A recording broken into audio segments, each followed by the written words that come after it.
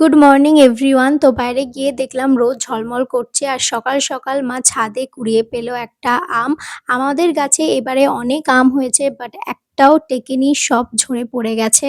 তো যাই হোক, এরপর সকালবেলা ফেস ওয়াশ করে আমি ফ্রেশ হয়ে নিলাম, দেন বাইরের ঘরে গেছিলাম কিছুক্ষণ ওয়ার্কআউট করতে।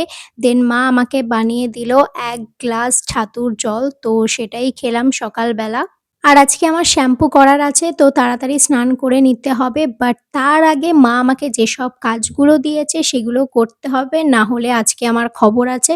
তো চলো সেগুলোকে আগে করে নিই। আর আমার ফোনের চার্জারটা ছিঁড়ে গেছে, তো কোনো রকমভাবে সেলো টেপ লাগিয়ে এটাকে কোনো রকম জোড়াতাপ্তি দিয়ে দিলাম।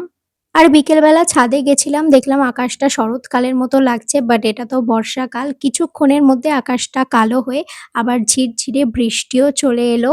আর ছাদে যাওয়ার সময় একেবারে বালতিটাও নিয়ে গেছিলাম গাছে জল দেওয়ার জন্য, বাট মনে হচ্ছে না আর জল দিতে লাগবে বলে। তো চলো, টাটা।